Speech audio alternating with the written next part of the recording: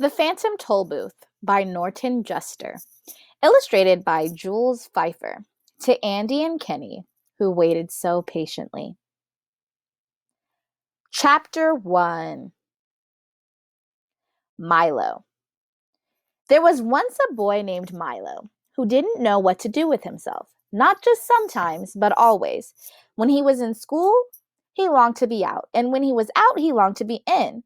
On the way, he thought about coming home, and coming home, he thought about going. Wherever he was, he wished he were somewhere else, and when he got there, he wondered why he'd bothered. Nothing really interested him, least of all the things that should have. It seems to me that almost everything is a waste of time, he remarked one day as he walked dejectedly home from school. I can't see the point in learning to solve useless problems, or subtracting turnips from turnips, or knowing where Ethiopia is, or how to spell February. And since no one bothered to explain otherwise, he regarded the process of seeking knowledge as the greatest waste of time of all.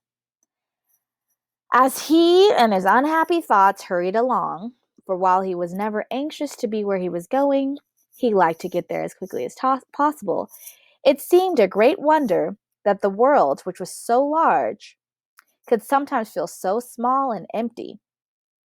And worst of all, he continued sadly, there's nothing for me to do, nowhere I'd care to go, and hardly anything worth seeing.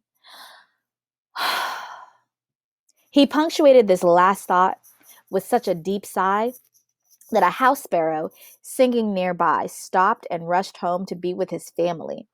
Without stopping or looking up, he rushed past the buildings and busy shops that lined the street, and in a few minutes reached home.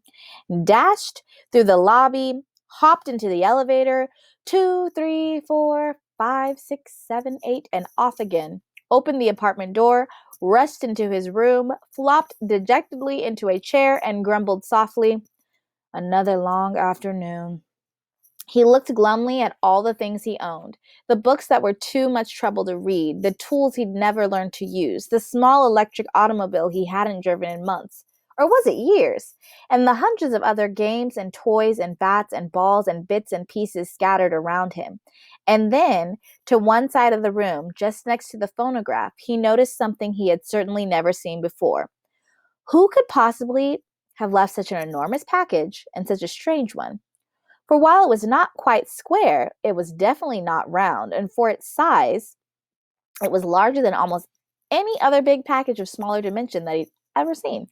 Attached to one side was a bright blue envelope, which said simply, "For Milo, who has plenty of time." Of course, if you've ever gotten a surprise package, you can imagine how puzzled and excited Milo was. And if you've never gotten one, pay close attention, because someday you might.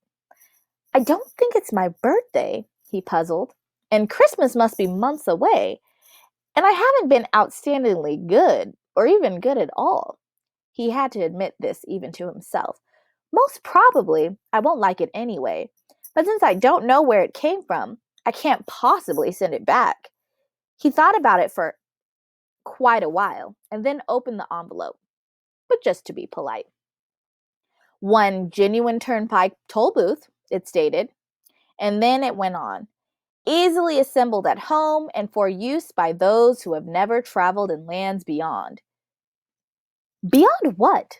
thought Milo as he continued to read. "This package contains the following items. One genuine turnpike toll booth to be erected according to directions. 3 precautionary signs to be used in a precautionary fashion. Assorted coins for use in paying tolls. One map, up to date and carefully drawn by master cartographers depicting natural and man-made features. One book of rules and traffic regulations, which may not be bent or broken." And in smaller letters at the bottom, it concluded, "Results are not guaranteed, but if not perfectly satisfied, your wasted time will be refunded." Following the instructions, which told him to cut here, lift there, and fold back all around, he soon had the toll booth unpacked and set up on its stand. He fitted the windows in place and attached the roof, which extended out on both sides and fastened on the coin box. It was very much like the toll booths he'd seen many times on family trips, except, of course, it was much smaller and purple. What a strange present, he thought to himself. The least they could have done was to send a highway with it, for it's terribly impractical without one. But since at the time there was nothing else he wanted to play with, he set up the 3 signs. Slow down approaching Tollbooth. Please have your fare ready. Have your destination in mind. And slowly unfolded the map. As the announcement stated, it was a beautiful map in many colors showing principal roads, rivers and seas, towns and cities, mountains and valleys, intersections and detours, and sites of outstanding interest, both beautiful and historic. The only trouble was that Milo had never heard of any of the places it indicated, and even the names sounded most peculiar. I don't think there really is such a country, he concluded after studying it carefully. Well, it doesn't matter anyway. And he closed his eyes and poked a finger at the map. Dictionopolis, read Milo slowly when he saw what his finger had chosen. Oh well, I might as well go there as anywhere. He walked across the room and dusted the car off carefully. Then, taking the map and rulebook with him, he hopped in, and for lack of anything better to do, drove slowly up to the toll booth. As he deposited his coin and rolled past, he remarked wistfully, I do hope this is an interesting game. Otherwise, the afternoon will be so terribly dull.